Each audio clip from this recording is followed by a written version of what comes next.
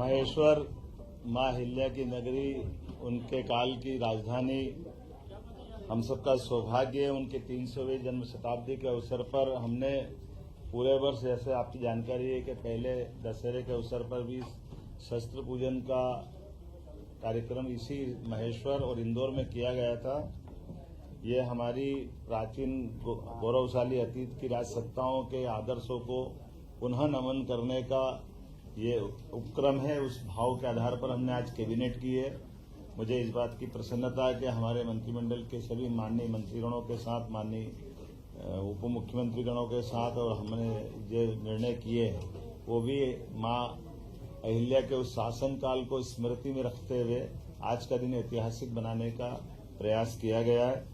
मुझे इस बात की प्रसन्नता है कि आज जब हम यहाँ अहिल्या माता की नगरी में आए तो सबसे पहले हम मां अहिल्या के उस किले में उनकी राजगद्दी को नमन करते हुए मां नर्मदा के पूजन आशीर्वाद के बाद मीटिंग में गए, और खास करके दोनों पक्ष के, हमारे होलकर वंश के यहाँ के रिचर्ड साहब जो वर्तमान में राजगद्दी के उत्तराधिकारी हैं, और मां अहिल्या के मायका पक्ष से हमारे राम शिंदे जी जो चेयरमैन महाराष्ट्र लेजिस्लेटिव काउंसिल के भी माननीय अध्यक्ष हैं, वो हमारे बीच मौजूद हैं और मौजूद थे, जिनके आधार पर हमने अहिल्या माता के दोनों वंशों से जुड़कर के इस भावना को प्रकटीकरण किया है।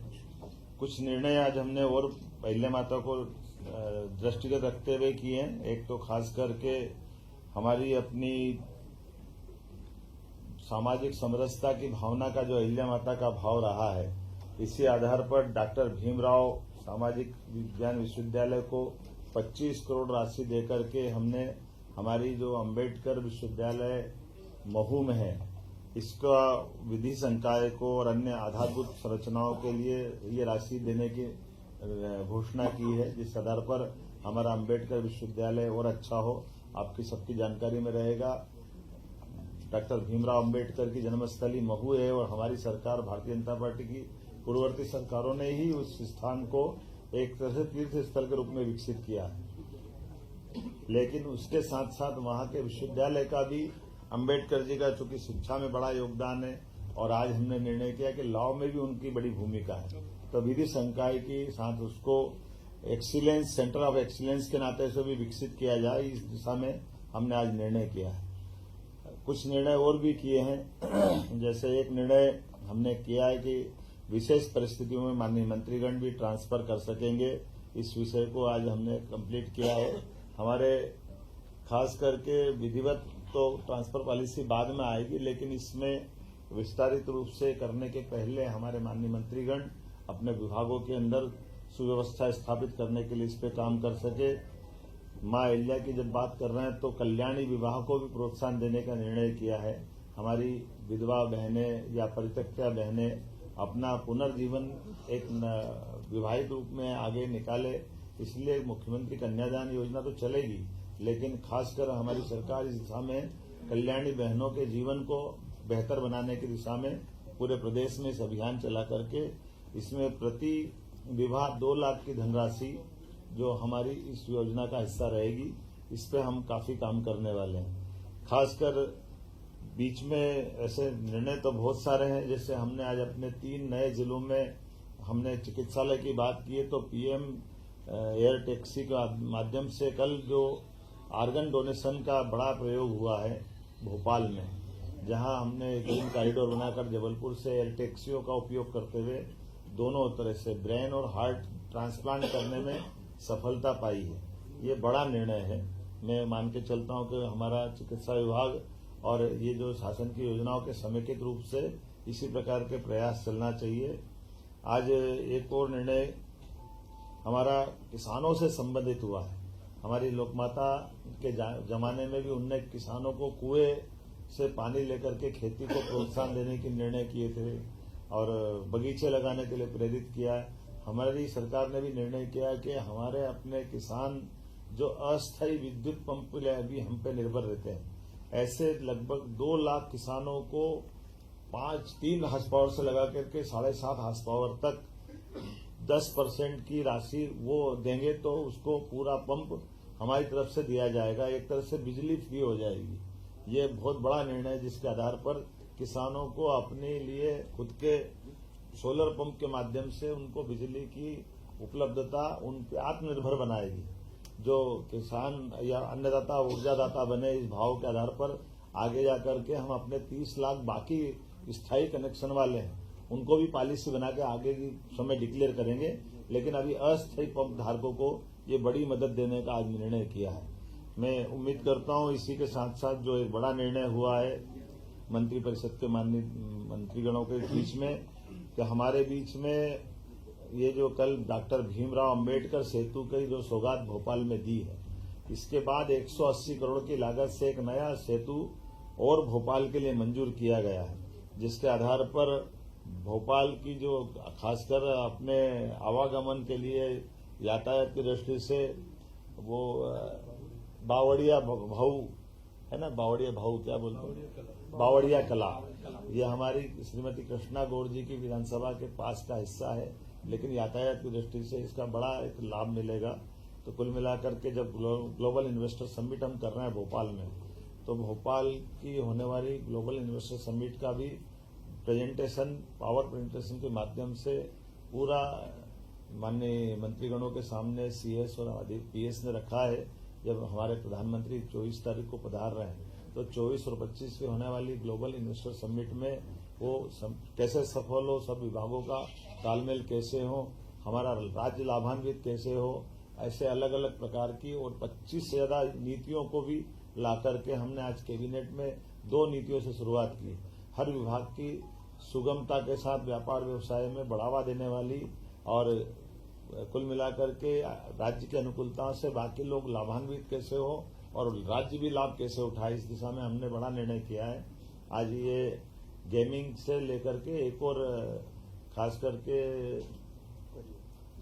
हाँ, और आखिरी एक बड़ी जिसके आपको सबको इंतजार है, हमने तय किया कि धीरे धीरे करके राज्य से आगे जाकर के शराबबंदी की तरफ राज्य बढ़े। उस सिलसिले में हमने नीतिगत निर्णय लिया कि पहले चरण में जो 17 हमारे अलग अलग प्रकार के नगर हैं, उन नगर से नगर पालिका, नगर परिषद, नगर पंचायत, इनके अंदर शराब की दुकानें बंद कराएंगे और इन दुकानों को दूसरी जगह शिफ्ट भी नहीं करेंगे। ये हमेशा के लिए बंद कराने का इसमें निर्णय किया है। इसमें 17 धार्मिक नगरों में से 1 नगर निगम है, 6 नगर पालिका है, 6 नगर परिषद है, 6 ग्राम पंचायत है। और ये जैसे उज्जैन नगर निगम संपूर्णतः शराब की दुकानों से बंदी रहेगी। दतिया नगर पालिका, यहाँ भी यही पूरी शराब बंदी रहेगी। पन्ना ये भी नगर पालिका है, नगर पालिका क्षेत्र में शराब की दुकानें बंद रहेगी। मंडला नगर पालिका, मुल्ताई नगर पालिका, मंदसौर पशुपतिनाथ की नगरी, ये भी इसी प्रकार से इनके साथ बंद रहेगी। मैहर की माताजी का नगर पालिका क्षेत्र ये शराब की दुकान से प्रतिबंधित रहेगा। ओंकारेश्वर की नगर परिषद, महेश्वर की नगर परिषद, मंडलेश्वर की नगर परिषद, ओरछा और चित्रकूट की नगर परिषद और अमरकंटक, खास करके चित्रकूट और अमरकंटक हम सब ध्यान दें इस मामले में। ये हमारी धार्मिक आस्था के वैसे सभी केंद्र हैं, ये सभी नगर परिषदों में हमने शराब की इसी नीति के आधार पर दुकानें बंद करने का निर्णय किया है। हमारी नगर परिषद के बाद ग्राम पंचायत सलकनपुर, जहाँ सलकनपुर माता का मंदिर है, इस पंचायत से भी शराब की दुकानें बंद कराएंगे। बरमान कला ग्राम पंचायत, लिंगा ग्राम पंचायत, बरमान खुर्द ग्राम पंचायत, कुंडलपुर ग्राम पंचायत और बांदकपुर ग्राम पंचायत, ये ग्राम पंचायतों से भी हम शराब की दुकानें बंद करेंगे। आपकी जानकारी में रहे कि मां नर्मदा के तट के दोनों तरफ के 5 किलोमीटर के दायरे में शराबबंदी की जो पूर्वत पॉलिसी है, उस पॉलिसी को भी हम जारी रखेंगे। इस पॉलिसी में कोई बदलाव नहीं आएगा। कुल मिलाकर के प्रदेश भर से जो मैंने आपके बारे में बताने का प्रयास किया है कि हम ये शराबबंदी का हिस्सा चलेंगे। एक मुख्य कारण यहाँ की बैठक करने का और भी था, कैबिनेट की बैठक का, जो नारी सशक्तिकरण की दिशा में हमारे यशस्वी प्रधानमंत्री की जो भावना है, गरीब, महिला, किसान और युवा, ऐसे में युवा और किसान की पॉलिसियां हमने मिशन मोड में पिछली कैबिनेट में लाए थे। आज ये नारी सशक्तिकरण की दिशा में हमारे कैबिनेट का पहला ही एजेंडा था जब हम अपनी बहनों की जिंदगी में बेहतर से बेहतर सरकार क्या मदद कर सकती है और स्त्री सशक्तिकरण का ये सबसे सक्षम उदाहरण राज्य बने, इस दिशा में हमने आज खासकर महिलाओं की सामाजिक आर्थिक विकास के उद्देश्य के लिए विमेन लीड डेवलपमेंट प्रयास के आधार पर हमने ये पूरा योजना बनाई है, जिसमें शिक्षा, स्वास्थ्य, पोषण, आर्थिक विकास और सुरक्षा, साथ ही साथ महिलाओं और बालिकाओं की विभिन्न सरकारी सेवाओं में पहुंच निश्चित हो, महिलाओं के आर्थिक स्वावलंबन, समाज में आर्थिक भागीदारी बढ़ाने के एकीकृत प्रयास करना, समाज में महिला और बालिका की सकारात्मक व्यवहार हेतु परिवर्तन, पुरुष संवेदनशीलता बढ़ाना, ये ऐसे कई प्रकार के कामों के साथ हमने मिशन मोड पे चलने का प्रयास किया है, जिसमें मिशन के प्रमुख लक्ष्य में जन्म के समय लिंगानुपात 5 अंक प्रति हजार की वृद्धि में वृद्धि करना, बालिकाओं की 10 और उससे अधिक वर्षों की स्कूली शिक्षा में 5% की वृद्धि करना, मातृ मृत्यु दर में 10 अंकों की कमी लाना, महिलाओं के विरुद्ध अपराध में 5 अंक की कमी लाना, बाल विवाह में 5% की कमी लाना, महिला श्रम भागीदारी 3% की कमी कराना लाना और मिशन के प्रमुख घटक में स्वास्थ्य और पोषण, शिक्षा और जीवन कौशल, आर्थिक स्वावलंबन, सुरक्षा और संरक्षण, संवाद से व्यवहार परिवर्तन इत्यादि कई प्रकार के ये मिशन मोड के प्रमुख घटक हैं। उम्मीद करेंगे नारी सशक्तिकरण की दिशा में यशस्वी प्रधानमंत्री श्रीमान नरेंद्र मोदी जी की भावना के अनुसार मध्य प्रदेश अपनी बहनों की जिंदगी को बेहतर करने के लिए योग्य भूमिका निभाएगा। ऐसे और कई सारे विषय हैं, लेकिन आज तो आनंद है इस बात का कि आज पुनः 300 साल पुरानी राजधानी चैतन्य हुई है। हमारी राजधानी का वो जो पुराना गौरव होलकर साम्राज्य का समय का आज वो हमको अपनी आंखों के सामने दिखाई दे रहा है। होलकर साम्राज्य का तो यद्यपि सांस्कृतिक क्षेत्र बहुत बड़ा था, लेकिन भौगोलिक क्षेत्र छोटा था, लेकिन आज पूरे प्रदेश को लेकर के सारे निर्णय हमने दूरगामी दृष्टि से यहाँ लिए हैं। तो माँ अहिल्या माता का भी और माँ नर्मदा का आशीर्वाद भी हमारे साथ है। इस गौरवशाली क्षण में आप सब साक्षी बने। मैं प्रदेशवासियों को, देशवासियों को बधाई देना चाहूंगा, जिनके माध्यम से पूरा काम।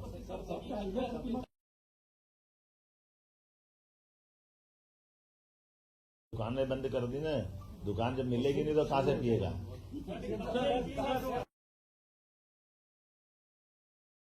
ये तो घोषित रूप से बोला हमने। आप प्रसाद ले जाओगे ना। देखो, परिसीमन आयोग हमारा काम कर रहा है। परिसीमन आयोग अपने भविष्य की दृष्टि से जिले, तहसील, संभाग और ग्राम पंचायत तक का विचार कर रहा है। तो वो परिसीमन आयोग की रिपोर्ट आने के बाद इस सब बारों में निर्णय होगा। इसी ये बजट सत्र के समापन के साथ और हम उम्मीद करेंगे कि जहां जहां भी हमारी ये घटना जहाँ शराबबंदी हो रही है, वहाँ की बहनों के और धार्मिक संगठन के, बड़े पैमाने पे सामाजिक संगठनों के सबके फोन, समाचार, इतनी उत्साह उमंग है कि ये हमारे लिए इस जो नीतिगत निर्णय हमने लिया है, हमको लगा कि ये निर्णय वाकई में बहुत जनता के दिलों को छूने वाला है।